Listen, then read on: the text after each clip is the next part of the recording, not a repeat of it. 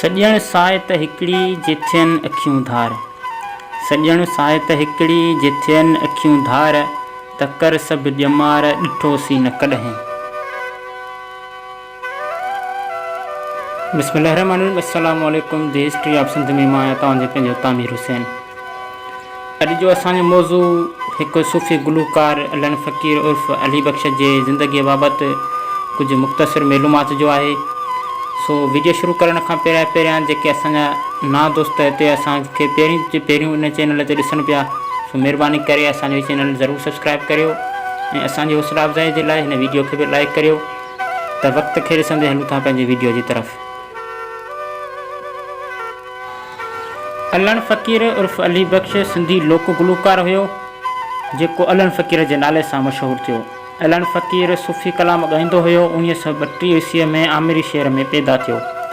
हिन जो तालुक़ु घटि आमदनीअ वारे ख़ानदान मां हुयो। हू गुरबत सबबि तइलीम हासिलु करे न सघियो।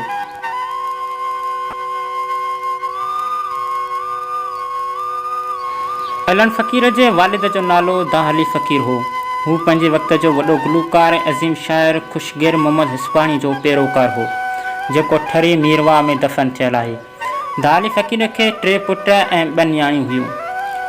अलन फ़क़ीर पंहिंजे माउ जे वफ़ात खां पोइ हिकु ॾींहुं हू पंहिंजी अकेलाईअ खे ख़तमु करण लाइ हज़रत शाह अब्दुल लतीफ़ भिटाई रहमतुल्लाह अलैह जी मज़ार ते वियो, जिते हिन ग़रीबनि खां कुझु ॻाल्हियूं ॿुधियूं जेके संदसि दिलि में जाइ करे वयूं।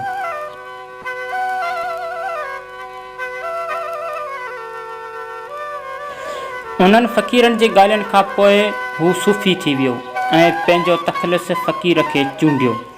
हू घर छॾे आयो ऐं अची शाह अब्दुल लतीफ़ भिटाई रहमतुल्लाह अलैह जे मज़ार ते आबाद थियो।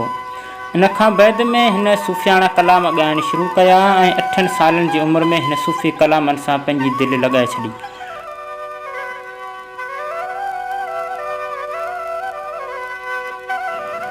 हिन जो जज़्बाती आवाज़ रेडियो पाकिस्तान ते पहुतो, जंहिंखां पोइ हिन मुल्क गीर शहरत हासिलु कई। शाह अब्दुल लतीफ़ भिटाई रहमतुल्लाह अलैह खां अलावा हिन हज़रत शाह सियाल सचल, हज़रत सुल्तान बाऊ, बुले शाह ऐं ॿियनि शाइरनि जा कलाम पिणु ॻाया। सदर जनरल ज़िया उल हक़ खेसि 1980 में सदारती एवार्ड पिणु ॾिनो। पहिरीं अलन फ़क़ीर शाह अब्दुल लतीफ़ भिटाई रहमतुल्लाह अलैह जा कलाम ॻाइणु शुरू कया। घणे वक़्त ताईं हिन रेडियो पाकिस्तान ऐं पाकिस्तान टेलीविज़न ते पिणु पंहिंजी आवाज़ जो जादू जाॻायो। अलन फ़क़ीर जो हिकु मिली नगमो इतने बड़े जीवन में तूने पाकिस्तान दिया, जेको ॾाढो मशहूरु थियो।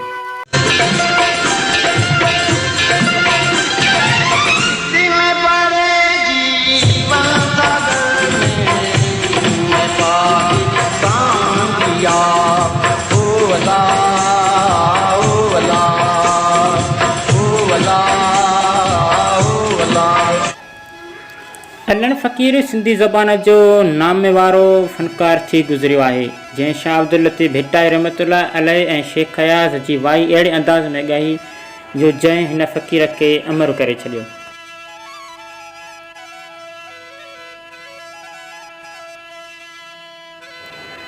अलन फ़क़ीर सिंध जो यगानू फ़नकार हो। हिन यकतारे ते केतिरियूं ई वायूं ॻाए ॾेह तौरे परॾेह में पंहिंजो नालो ऐं पंहिंजे क़ौम जो नालो रोशन कयो।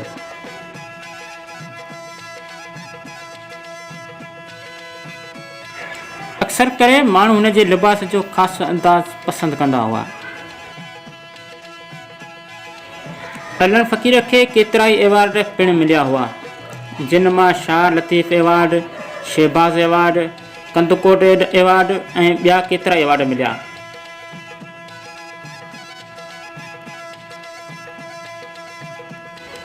अलन फ़क़ीर घणो करे सिंधी ॿोलीअ में ॻायो, पर हिन जो हिकु अलन फ़क़ीर जे फ़ौत थियण जो कारण कुझु बीमारियूं हुयूं, जंहिंमां ज़ियाबतीस, निमोनिया ऐं गर्दन जी बीमारी जे करे हिन जो इंतकाल 4 जुलाई 2000 ईस्वीअ ते थियो। पर दुनिया अञा ताईं हिन जे लाज़वाल म्यूज़िक खे यादि करे थी।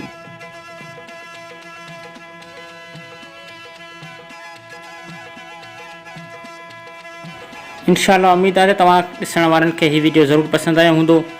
सो असांजे वीडियो खे लाज़मी सब्सक्राइब करियो ऐं पंहिंजे दोस्तनि सां बि शेयर करियो। मिलूं था हिकु नए वीडियो में, तेसिताईं असांखे ॾींदा इजाज़त। अल्लाह निगहबान।